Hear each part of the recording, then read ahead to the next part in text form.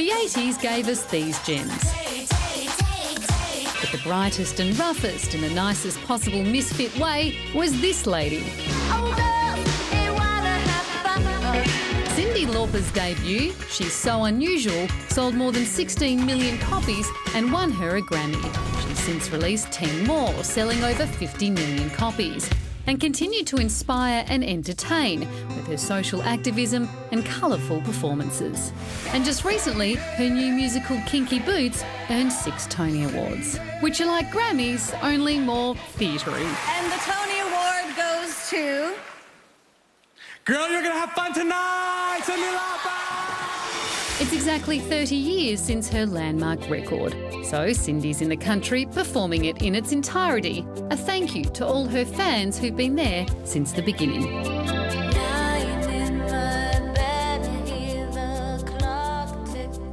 Please welcome pop icon Cyndi Lauper.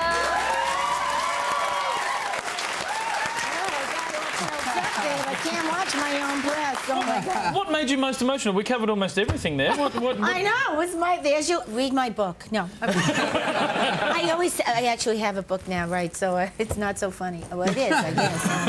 It all works out in the end anyway. The beginning stuff works out. 30 years ago, I mean, does it just feel like yesterday? Does it seem that long ago? You know, they have refrigerator magnets that talk about that. It doesn't seem like that long ago for me. I was 12 when you hit the scene, and but it was my adolescence. That album was amazing. It was you and Prince and Madonna. I mean, you guys were it was massive. What was it like back then? You know, I worked a lot. That's all it was. I just kept working and working, and I think I tried to have fun. I think the stuff I did with the wrestlers made me laugh a lot. They were so... We're going to get to those wrestlers. Well, no, let's talk about it now. What the hell? You set the agenda, Cyndi Lauper, because that was one of my favourite moments from my childhood. I was a massive fan of you. I was a massive fan of the Goonies and a fan of professional wrestling. Then this happened. Oh, wasn't that fun? It was so much fun. Can I just ask, do you still... Oh, that's Mom. My mom's there. So your mum... It was actually your mum in the film clip? Yes, my mom started... I got to play with my mom twice in my life. Once when I was a little kid and once when I became famous. It was really... I've been really blessed. And she was so much fun. She loved it. She wanted to be the witch, and she didn't want to take the witch's outfit off. I was like, Ma, come on, you gotta... But we had so much fun together. And Captain Lou was great. And, you know, in the beginning, I got a letter from the big Mucky Muck radio programmer saying that girls just want to have fun would never be successful. I sang too high. If we wanted to go to his office, he'd let me know what I could do. And my manager, boyfriend at the time, Dave Wolf, said, you know what?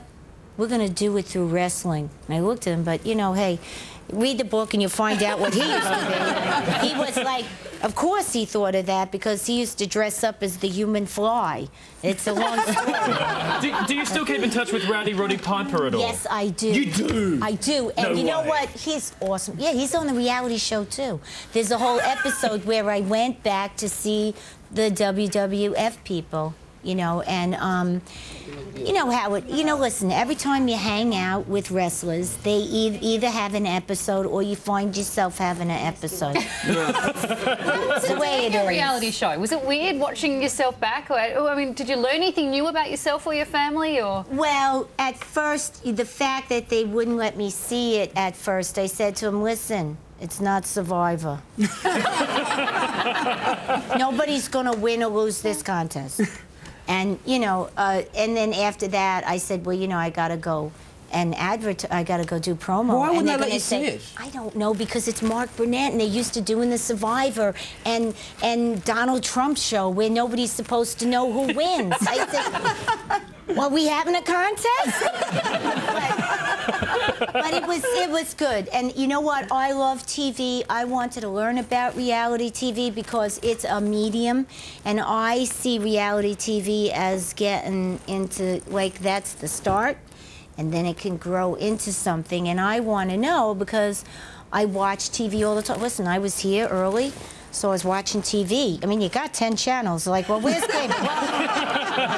We don't have cable. I said, you gotta have cable. I'm on cable. I'm on cable, guys. Get cable. Okay? How much cooking can you watch?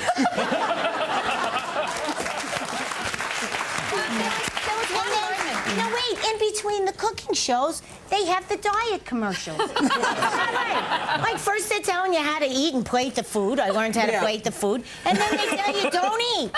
You know, get this stuff. Don't cook, eat this stuff. It's prepackaged and you won't eat that much. Of course not. Don't taste good. But of all the cooking shows, you love MasterChef, don't you? I do. After the break, we want to talk about your relationship with Lady Gaga and the VMAs as well. We'll be back in just a moment. You're back with the project where Cyndi Lauper is still with us. Wonderful to have her on the project. Now, Cyndi, obviously everyone talking about Miley Cyrus at the VMAs yesterday. We're not going to talk about her because we're done with Miley. Well, that's what she wanted anyway. She wants everybody to talk about it. Let's talk about Gaga because you've got a special relationship with her. She was naked. No, you know, but it was an art piece.